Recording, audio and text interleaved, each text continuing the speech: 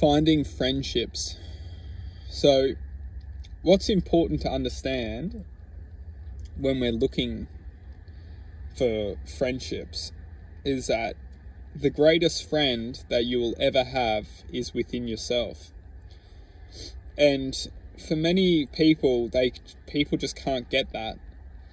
And what's important to understand is that as long as you think that someone outside yourself is going to bring yourself happiness, you'll be stuck in a false perception. And it's that false perception which has the potentiality to grow deceit against every single person that exists. Because as long as that person isn't bringing you contentment, then that person is the enemy then. And it's almost like a sickness, whereas that the people outside of yourself need to bring you happiness, otherwise they're not serving their purpose. And you'll look around and you'll see people that have this attitude. When people are serving them and giving them their servitude, everything's fine. But as soon as that person stops giving them their servitude, then they're out.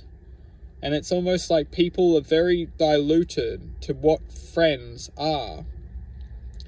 Because friends exactly are literally merely frequency around us.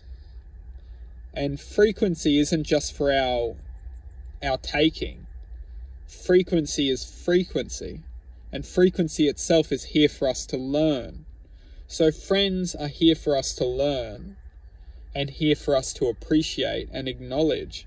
But they're not here just for our benefit or here for our taking. Because we must understand that the only person who is truthfully here for our benefit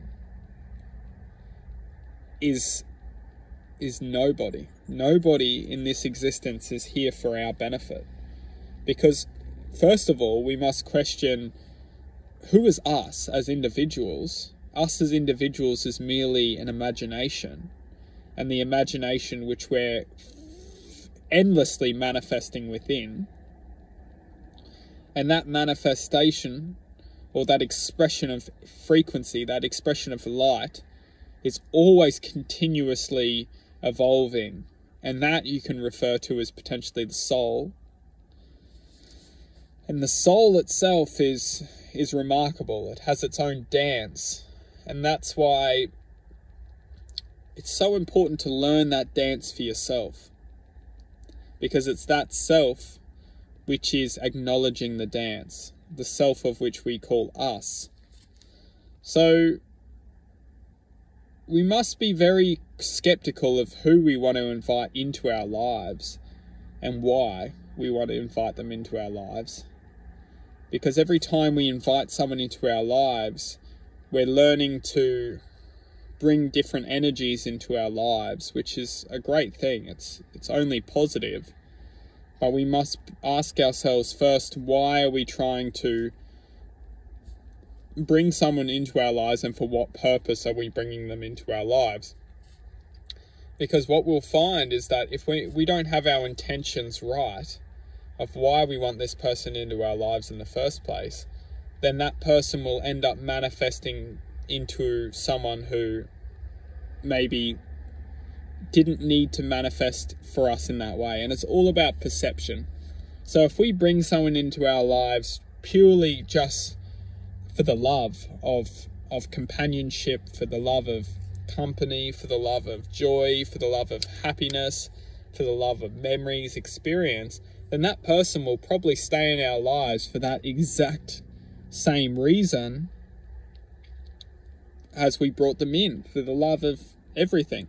But for example, if we bring someone into our lives purely or merely based on an existence that we want to accomplish, then once we accomplish that existence, that person will ultimately probably fall out of our lives because there wasn't the right grounding for the relationship to grow on. And so we must be very careful of how we interact and bring people into our lives, because if we don't have the right environment for that friendship to grow, it has the potential to fall apart.